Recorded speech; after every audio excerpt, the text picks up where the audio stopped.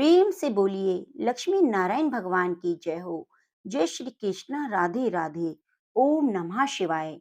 भगवान श्री हरि के भक्तों को एकादशी का बहुत ही बेसब्री से इंतजार रहता है, क्योंकि यही दिन भगवान लक्ष्मी नारायण को सबसे ज्यादा प्रिय है और वे अपने भक्तों को आशीर्वाद दान करते हैं।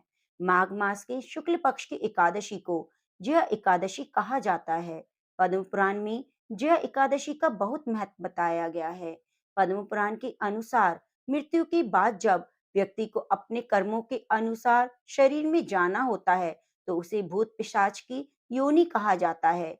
यह एकादशी का व्रत करने और कथा सुनने से भूत पिशाच की योनि में नहीं जाना पड़ता। पितृ भी इस योनि में कष्ट काट रहे होते हैं, तो उनको भी मुक्ति मिल जाती है। भगवान श्री कृष्ण कहते हैं, जिस मनुष्य ने एकादशी का व्रत किया है या इसकी कथा को सुना है, वह सब यज्ञ जप आदि के बराबर एकादशी का व्रत करने से और कथा सुनने से उसे 1000 वर्ष तक स्वर्ग में वास करने को मिलता है और मृत्यु लोक में अपार धन संपत्ति और सफलता को प्राप्त होता है।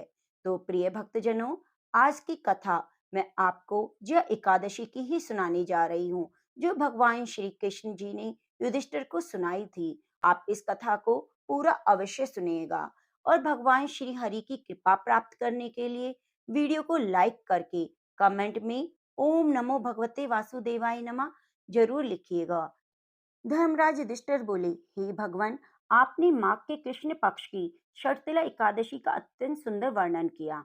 आप स्वदेश, अंडज, जरायु चारों प्रकार के जीवों की उत्पन्न, पालन और नाश करने वाले हैं।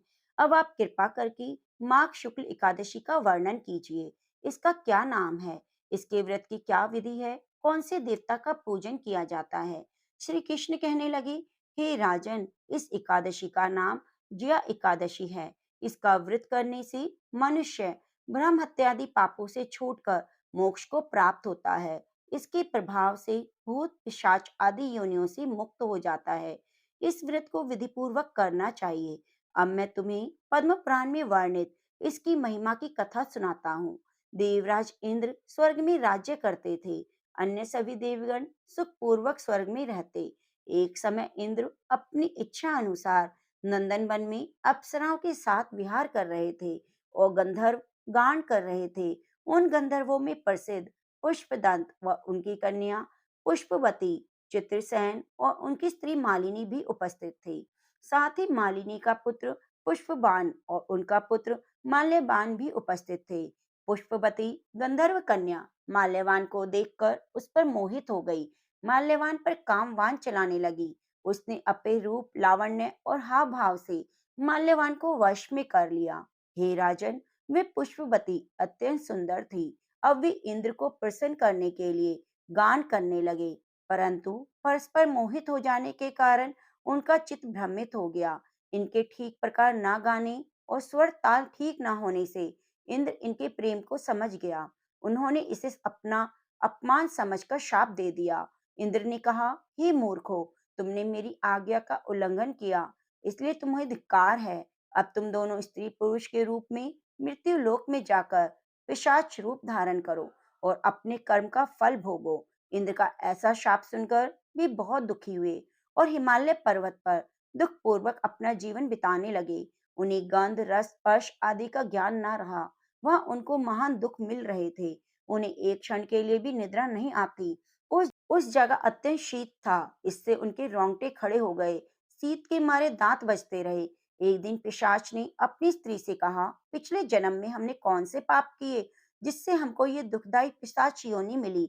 इस पिशाच योनि से तो नरक के दुख सहना ही उत्तम है। अब हमें किसी प्रकार का पाप नहीं करना चाहिए। इस प्रकार विचार करते हुए वे अपने दिन व्यतीत कर रहे थे। देवयोग से ही तभी माघ मास में शुक्ल पक्ष की जया एकादशी आई। उस दिन उन्होंने कुछ भी भोजन नहीं किया, न कोई पाप कर्म किया, केवल फल फूल खाकर ही दिन व्यतीत किया। सायकाल के समय महान दुख से पीपल के वृक्ष के नीचे बैठ गए। उस समय सूर्य भगवान अस्त हो रहे थे। रात को बहुत ठंड थी, इस कारण वे दोनों शीत के मारे दुखित होकर मृतक के समान आपस में चिपटे हुए पड़े रहे।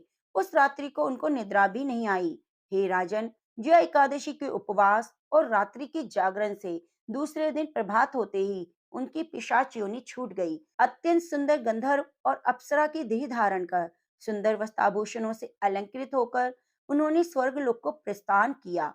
उस समय आकाश में देवता उनकी स्तुति करते हुए पुष्प वर्षा करने लगे। स्वर्गलोक में जाकर इन देवों ने देवराज इंद्र को प्रणाम किया। इंद्र उनको पहले रूप में देखकर बहुत हैरान हुआ और पूछने लगा, तुमने अपनी पिशाच योनि से किस तरह छुटकारा पाया, तो बताओ। माल्यवान बोले, हे देवेंद्र, भगवान विष्णु की कृपा और जया एकादशी के व्रत के प्रभाव से हमारी पिशाच देह छूट गई। तब इंद्र बोले, हे माल्यवान, भगवान की कृपा और एकादशी का व्रत करने से न केवल तुम्हारी पिशाच योनि छूट गई, वरन हम लोगों के भी वंदनीय हो गए, क्योंकि भगवान विष्णु और शिव की भक्त हम लोगों के लिए वंदनीय हैं।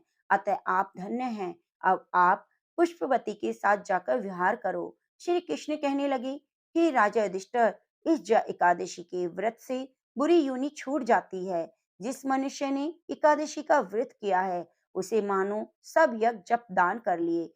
जो मनुष्य जय एकादशी का व्रत करते हैं, वे अवश्य ही 1000 वर्ष तक स्वर्ग में वास करते हैं। प्रेम से बोलिए, जय श्री कृष्ण, राधे।